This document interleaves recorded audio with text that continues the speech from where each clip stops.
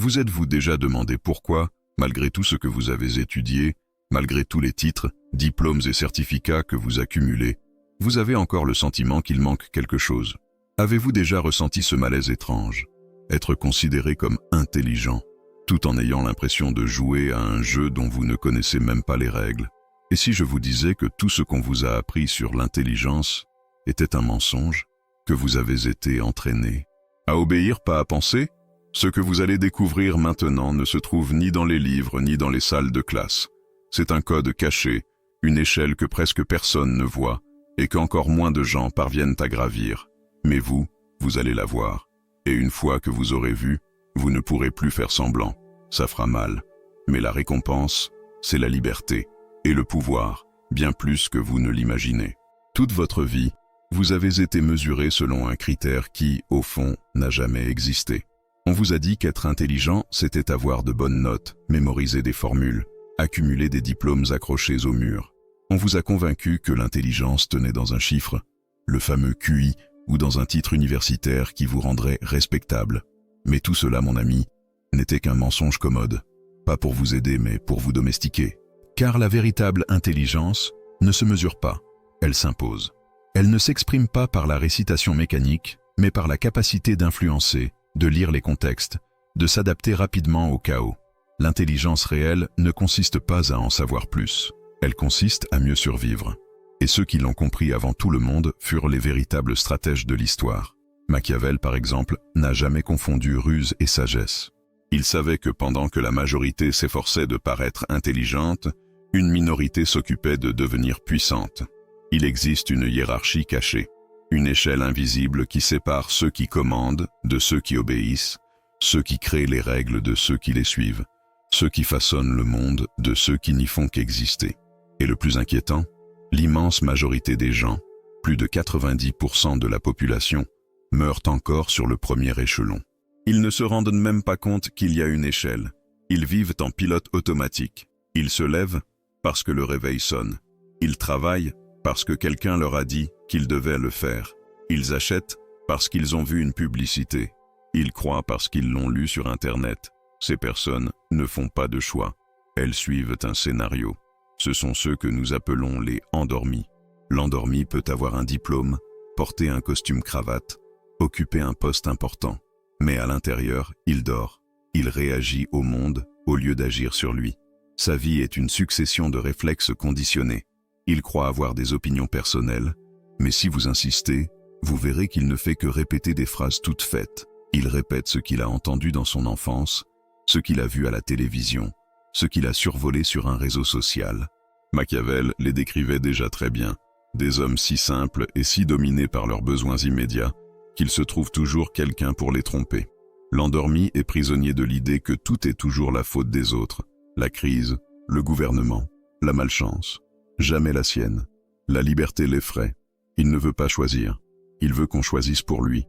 Voilà pourquoi il a tant besoin de l'opinion des autres, du consensus. Il ne pense qu'après avoir vu ce que pense la majorité. Vous connaissez ces personnes. Peut-être travaillez-vous avec elles. Peut-être vivez-vous même avec l'une d'entre elles. Elles remplissent l'espace, font du bruit, suivent le courant. Mais elles ne laissent aucune trace. Ce sont des pièces d'un système qui sert les niveaux supérieurs d'intelligence. Elles produisent, elles consomment, puis elles sont remplacées. Maintenant, si vous êtes arrivé jusqu'ici, il est probable que vous ne soyez plus à ce niveau, car l'algorithme ne montre pas ce type de message à ceux qui dorment encore. Mais si vous étiez endormi et que vous commencez à vous réveiller, sachez ceci, cette douleur que vous ressentez, ce sentiment d'être perdu, n'est pas une dépression. C'est la réalité qui entre en vous de force. C'est votre système interne qui dit qu'il ne supporte plus de vivre en automatique. Mais l'éveil ne vient pas avec la sagesse. Il vient avec du bruit, avec de la colère, avec de l'euphorie. Et c'est ainsi que vous entrez dans le deuxième niveau, l'imitateur. L'imitateur a compris qu'un jeu est en train de se jouer. Il a perçu que l'intelligence peut être utilisée comme monnaie sociale. Il veut du respect, du statut, de la reconnaissance. Mais il n'a pas encore développé de pensée propre. Alors il copie. Il vole des idées, il imite. C'est l'intellectuel des réseaux sociaux, typique, qui partage des phrases percutantes sans savoir d'où elles viennent. C'est l'activiste occasionnel. Il porte l'intelligence comme un déguisement. Un costume de gala pour impressionner. C'est le niveau le plus dangereux pour l'ego. Car ici, vous vous sentez supérieur au niveau précédent. Vous regardez les endormis avec mépris. Vous croyez être réveillé, mais vous rêvez encore. Simplement, c'est un rêve plus sophistiqué. L'imitateur adore paraître profond, mais si vous le poussez un peu, il s'effondre. Car il ne sait pas construire, il sait seulement répéter. Il vit pour les applaudissements. Il a besoin de la validation constante du groupe auquel il veut appartenir. Et c'est pour cela qu'il devient si agressif quand on le questionne. La peur d'être démasqué comme imposteur est paralysante. L'imitateur mémorise des arguments pour gagner des débats, pas pour chercher la vérité. Machiavel parlait aussi de ceux-là, ceux qui confondent l'apparence de la vertu avec la vertu réelle. Ce sont des perroquets, colorés, éloquents, mais incapables de penser véritablement. Pour sortir de ce niveau, il faut du courage. Le courage de renoncer aux compliments, à l'approbation, au besoin d'avoir raison. Et alors vous montez au 3e niveau, le calculateur. Le calculateur est le premier échelon de la véritable autonomie. Il ne se soucie plus de savoir si on le trouve intelligent. Il veut simplement gagner. Froid, rationnel, stratégique. Il observe le monde comme un immense échiquier. Les règles, arbitraires. Il comprend que tout peut être plié. La loi, la morale, les coutumes ne sont que des conventions. C'est le renard de Machiavel. Il voit les pièges avant qu'ils ne se referment. Il sait manipuler, influencer, avancer avec prudence. Il n'est pas le plus travailleur, il est le plus malin. Il sait qui flatter, qui ignorer, quand agir et quand se taire. Mais la vie à ce niveau a un prix, la solitude. Le calculateur commence à voir les gens comme des pièces. Il devient fonctionnel, mais vide. Il gagne de l'argent, monte en grade, conquiert de l'espace, mais ne fait confiance à personne, car il projette sur les autres sa propre ruse. Il pense que tout le monde joue le même jeu, et cela le rend paranoïaque. Il gagne, mais il ne vit pas. Beaucoup s'arrêtent ici. Ce sont des PDG, des politiciens, de grands dirigeants. Ce sont les plus intelligents de la pièce. Mais ils restent réactifs. Ils restent prisonniers du système. Ils jouent simplement mieux que les autres, mais ils sont toujours sur l'échiquier, toujours des pièces. Et pour monter plus haut, il faut un changement radical. Gagner ne suffit plus, il faut commander. C'est ici que naît le 4e niveau, l'opérateur, le lion. L'opérateur ne se contente pas de comprendre le jeu. Il veut diriger, il veut façonner le monde. Il a de la vision, de l'énergie, une capacité d'exécution. Il prend des décisions difficiles, affronte les conflits, porte sur ses épaules le poids du leadership. Il ne manipule pas avec subtilité, il guide avec force. Les gens le suivent, non pas parce qu'ils ont été trompés, mais parce qu'ils reconnaissent en lui un ordre au milieu du chaos. Il est comme un phare.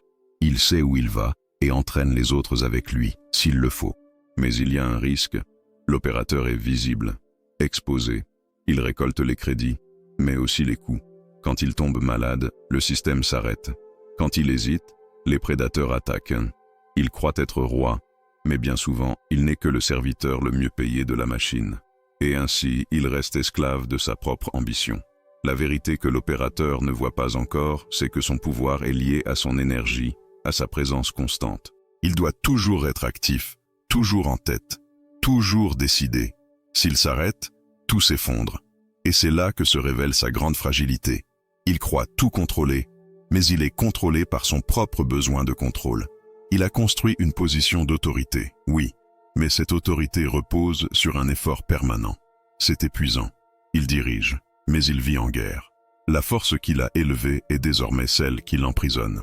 Et alors, pour ceux qui supportent de regarder cela avec froideur, qui ont le courage de lâcher les rênes de l'exposition et de la vanité, il existe un échelon supplémentaire, un niveau plus profond, plus subtil, plus dangereux.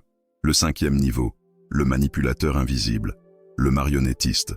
Là où l'opérateur commande par la voix et l'action, le marionnettiste commande par le silence. Il a compris ce que le lion n'a pas encore compris. Contrôler directement crée de la résistance. Quand vous poussez quelqu'un, il a tendance à repousser.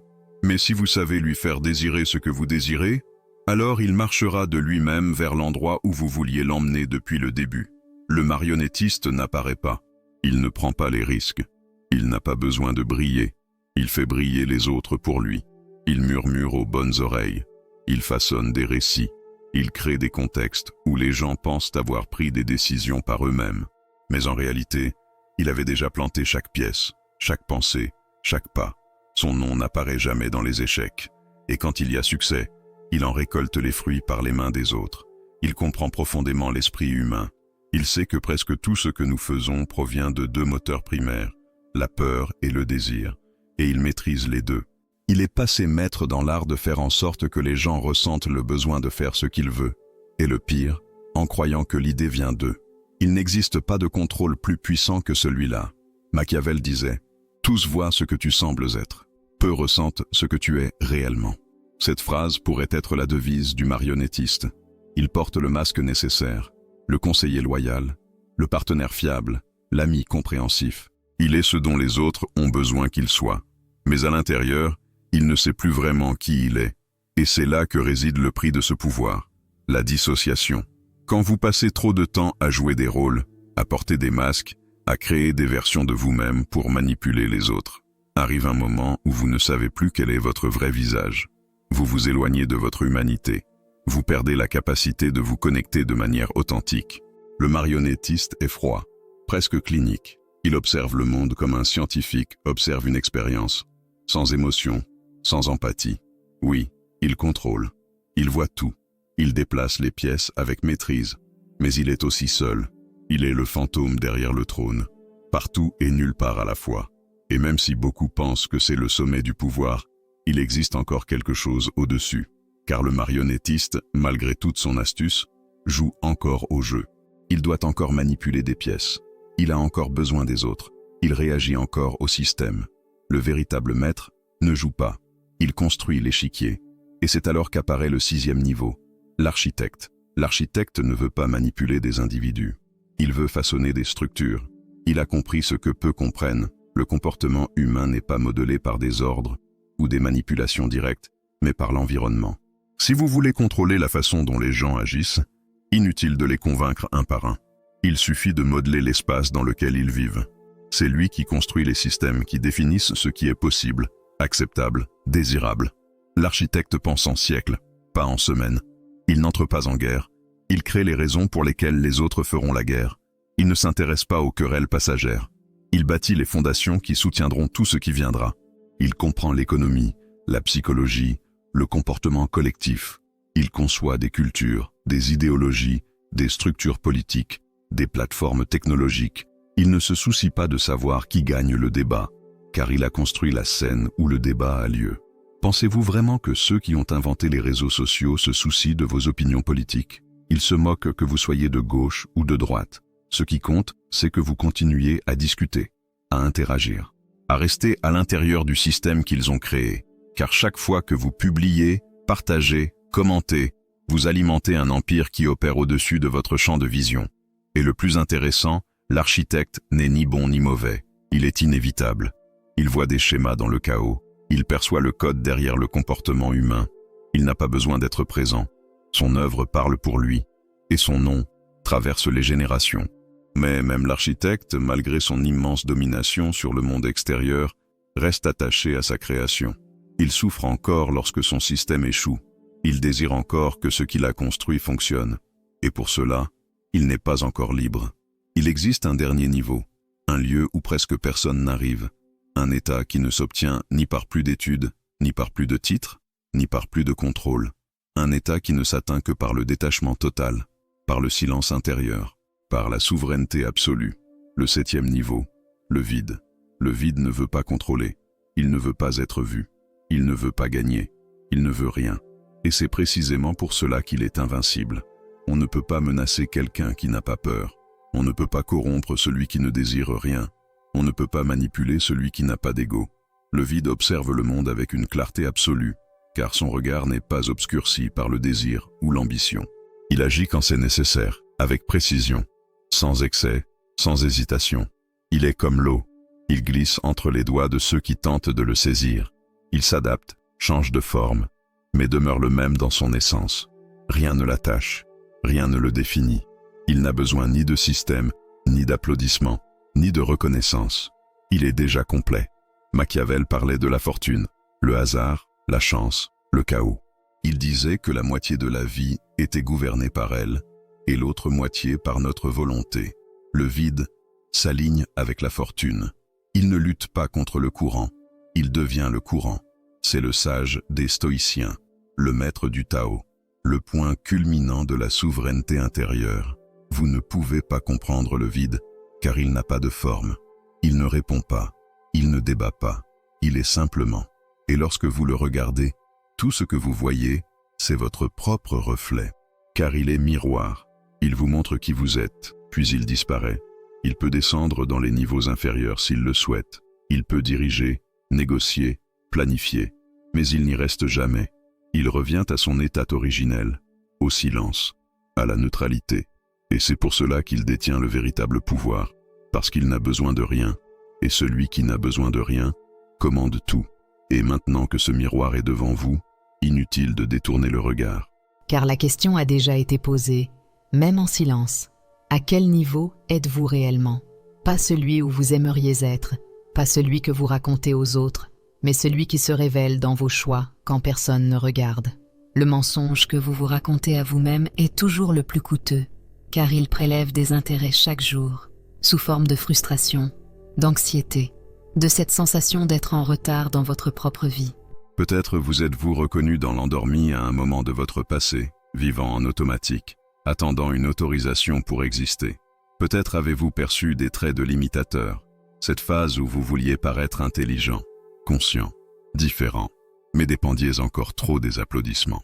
Ou peut-être êtes-vous coincé au niveau du calculateur, toujours en train d'analyser, de vous méfier, de tenter de mieux jouer, mais fatigué, tendu, avec l'impression de ne jamais pouvoir baisser la garde. Certains opèrent comme l'opérateur, portant tout sur leurs épaules, résolvant les problèmes de tout le monde, étant forts en permanence, mais payant un prix trop élevé. Et il y a ceux qui ont goûté au pouvoir invisible, appris à influencer, à conduire, mais ont commencé à ressentir le vide de vivre derrière des masques. Le point central est celui-ci, il n'y a aucun jugement ici, il y a de la clarté. Chaque niveau a sa fonction, son apprentissage, sa douleur spécifique. Le problème n'est pas d'être à un niveau inférieur, le problème, c'est de s'y installer en croyant être arrivé au sommet. Car la stagnation est le véritable échec. La conscience, lorsqu'elle s'éveille, exige du mouvement. Et l'ignorer, c'est ce qui crée cette sensation constante que quelque chose ne va pas. Même lorsque, extérieurement, tout va bien, il est également important de comprendre que le système ne veut pas que vous montiez. Rien autour de vous n'a été conçu pour vous rendre souverain. L'école vous entraîne à obéir, l'université vous entraîne à répéter, le marché vous entraîne à produire, la culture vous entraîne à chercher l'approbation. Tout vous ramène vers les niveaux intermédiaires, où vous êtes fonctionnel, prévisible et contrôlable. Les architectes sont rares pour une raison. Le vide est craint pour une raison encore plus grande. Gravir cette hiérarchie n'a rien à voir avec l'accumulation d'informations. L'information d'ailleurs peut être une prison. Vous ne montez pas en empilant des livres, des cours ou des certificats. Vous montez en retirant des illusions. Chaque transition exige une petite mort intérieure. Une identité à abandonner, un besoin à lâcher, une peur à affronter. Pour sortir de l'endormi, vous devez accepter que votre vie est de votre responsabilité. Pour sortir de l'imitateur, vous devez renoncer au besoin de paraître intelligent. Pour sortir du calculateur, vous devez abandonner l'obsession du contrôle et de la sécurité. Pour sortir de l'opérateur, vous devez lâcher l'addiction à être indispensable. Pour sortir du marionnettiste, vous devez affronter le vide derrière les masques. Pour sortir de l'architecte, vous devez vous détacher même de votre propre œuvre. Et ce dernier pas est le plus difficile, car il va à l'encontre de tout ce qu'on nous a appris. Depuis l'enfance, on nous enseigne qu'il faut être quelqu'un, construire quelque chose, laisser une trace, prouver sa valeur. Le niveau final demande l'inverse. N'être rien en particulier. Ne pas avoir à prouver, ne pas dépendre, ne pas s'accrocher. C'est pour cela que presque personne n'y arrive. Non parce que c'est impossible, mais parce que cela exige un type de détachement que peu sont prêts à pratiquer. Peut-être ressentez-vous en ce moment un mélange d'inconfort et d'excitation, comme si quelque chose avait été nommé en vous, comme si certaines pièces s'assemblaient enfin. C'est le signe que vous ne dormez pas. Mais attention, l'ego adore s'approprier ses idées et les transformer en une nouvelle étiquette, en une nouvelle illusion de supériorité, en une nouvelle raison de se sentir au-dessus des autres. Si cela se produit, vous glissez sans vous en rendre compte vers des niveaux antérieurs. Le véritable progrès est silencieux. Il ne s'annonce pas, il ne s'exhibe pas, il ne débat pas.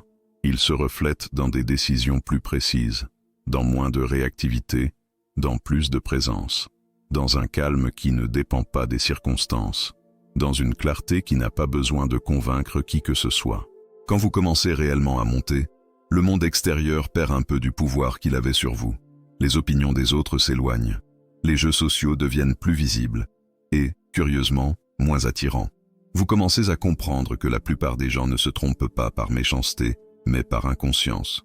Ils n'ont pas choisi de dormir. Ils ont été endormis. Et cela change votre regard. Moins de colère, moins de mépris, plus de compréhension. Non pour sauver qui que ce soit, mais pour ne pas vous contaminer. Et peut-être que la question la plus importante n'est pas « à quel niveau suis-je ?» mais « qu'est-ce qui, en moi, doit encore mourir pour que je monte ?» Car il y a toujours quelque chose, un attachement, une peur, une vanité, un besoin de contrôle, une faim de reconnaissance. Tant que cela existe, vous jouez encore. Le chemin n'est ni rapide, ni confortable, ni populaire, mais il est réel. Et si vous êtes arrivé jusqu'ici, quelque chose en vous le sait déjà. Quelque chose n'accepte plus les réponses superficielles, ni les vérités toutes faites. Quelque chose veut aller au-delà de la surface, au-delà du bruit, au-delà du rôle qu'on vous a donné à jouer. Pour l'instant, tout ce que vous avez à faire, c'est observer. Vous observez vous-même, observez vos réactions, observez à quel niveau vous opérez la plupart du temps. La conscience commence là, et une fois éveillée, elle ne se rendort pas si facilement. Maintenant que tout a été exposé avec clarté, il est important de clore ce cycle de la bonne manière. Pas avec des promesses creuses, ni avec des phrases choc, mais avec de la conscience. Vous venez de traverser une carte que la majorité des gens ne verra jamais, non parce qu'elle est secrète, mais parce qu'elle exige du courage pour être regardée en face. Ces 7 niveaux ne sont pas des étiquettes fixes, ni des cases où l'on reste enfermé pour toujours. Ce sont des états, des moments, des fréquences intérieures qui varient selon vos choix, votre niveau de conscience et surtout votre disposition à abandonner des illusions confortables. La véritable valeur de tout ce qui a été dit ici ne réside pas dans l'identification des autres, mais dans l'observation honnête de soi-même. Dans la capacité de percevoir quand vous agissez en automatique, quand vous cherchez l'approbation, quand vous calculez trop par peur, quand vous contrôlez par insécurité ou quand vous manipulez pour ne pas vous exposer. Chacun de ces comportements révèle le niveau auquel vous opérez à cet instant. Et cette perception, à elle seule, est déjà un pas au-dessus, car celui qui observe n'est plus totalement prisonnier. Il est également fondamental de comprendre que monter ne signifie pas mépriser ceux qui sont en bas. Cela signifie simplement ne plus se mentir, ne plus faire semblant d'être arrivé là où l'on n'est pas encore, ne pas porter de masques spirituels, intellectuels ou moraux pour apaiser l'ego. L'évolution réelle est silencieuse. Elle n'a pas besoin de public. Elle se manifeste dans la manière dont vous réagissez moins. Choisissez mieux et vous impliquez seulement dans ce qui compte réellement. Si vous ressentez un certain inconfort en sortant de ce contenu, c'est bon signe. La croissance est rarement confortable. Elle exige des ruptures internes, l'abandon de vieilles certitudes, l'acceptation que vous n'êtes peut-être pas celui que vous imaginiez. Pas encore. Mais ce n'est pas un problème. C'est exactement ainsi que commence tout véritable mouvement d'ascension, par la volonté de se regarder sans maquillage. Souvenez-vous, le système cherchera toujours à vous maintenir occupé, distrait, en réaction. Plus vous développez de conscience, moins vous devenez prévisible. Et la prévisibilité est la base du contrôle. Ne vous pressez donc pas. Observez, intégrez, laissez ces idées se déposer. Ce qui est vrai demeure. Ce qui n'est que de l'ego tombe de lui-même. Si vous êtes arrivé jusqu'ici, ce n'est pas un hasard. Peu de personnes restent quand le contenu cesse de plaire et commence à révéler. Et si cela a résonné en vous, si à un moment vous vous êtes dit « ça explique beaucoup de choses », alors cela vaut la peine de continuer à suivre. Si vous appréciez la vidéo, abonnez-vous à la chaîne, aimez ce contenu afin qu'il touche davantage de personnes prêtes à ce type de réflexion, et laissez un commentaire avec l'affirmation positive suivante. Je suis prêt à monter de niveau en conscience. Cela aide la chaîne, renforce la communauté et surtout, consolide pour vous-même l'engagement envers votre propre évolution.